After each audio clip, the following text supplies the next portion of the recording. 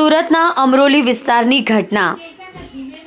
અમરોલીની પાલિકા સંચાલિત શાળાના આચાર્યની બેદરકારી। એનઓસી લીધા વગર વારંવાર દુબઈ જતા હોવાની વાત। ફરિયાદ મળતા તપાસ શરૂ કરવામાં આવી। શાળાનું કામકાજ છોડીને વ્યાપાર કરતા હોવાની ફરિયાદ।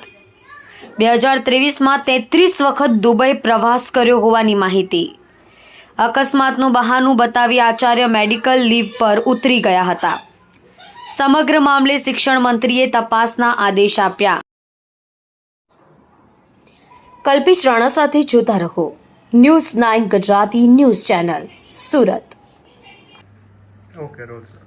નમસ્તે।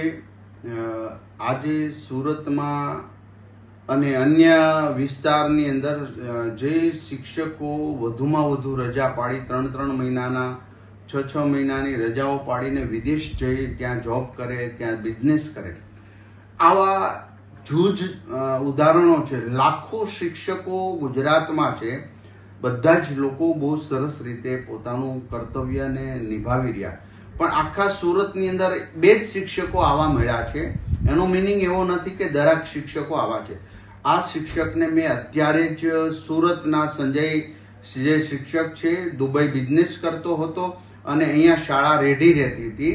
એ કાયદાનો દુરુપયોગ કરી, પોતાને મળેલા હકને દુરુપયોગ કરી, છટકબારી શોધીને આ લોકો આ રીતનું એક ભ્રષ્ટાચાર ઉપરનું એક સ્ટેપ છે। કારણ કે બાળકના વિદ્યાર્થીના શિક્ષણ ઉપર આની અસર થતી, તો એને સસ્પેન્ડ કરી દઈએ છીએ। આખા વર્ષ દરમિયાન અમે જે અભિયાન ઉપાડ્યું હતું એમાં કુલ 60 આવા લોકો નીકળ્યા હતા જે વિદેશ જતા હતા। એ તમામને બરતરફ કરી દેવાની ત્યારે પણ સૂચના આપી હતી ને હજી ગુજરાતની અંદર આની દરેક જિલ્લા શિક્ષણ અધિકારીઓને તપાસ સોંપી દીધી છે। લગભગ સંપૂર્ણપણે કોઈ જિલ્લાની અંદર આવું હવે બાકી નથી।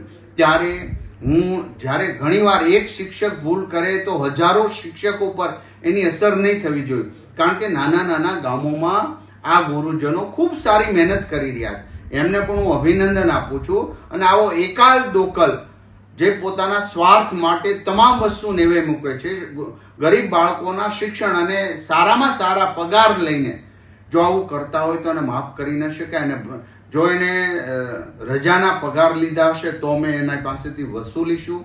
અમે SCBમાં પણ કેસ કરવા માટે થતો હોય તો શાસનાધિકારીને સૂચના આપી છે અને તત્કાલ આજે એને સસ્પેન્ડ કરવાના મેં આદેશ કર્યા છે।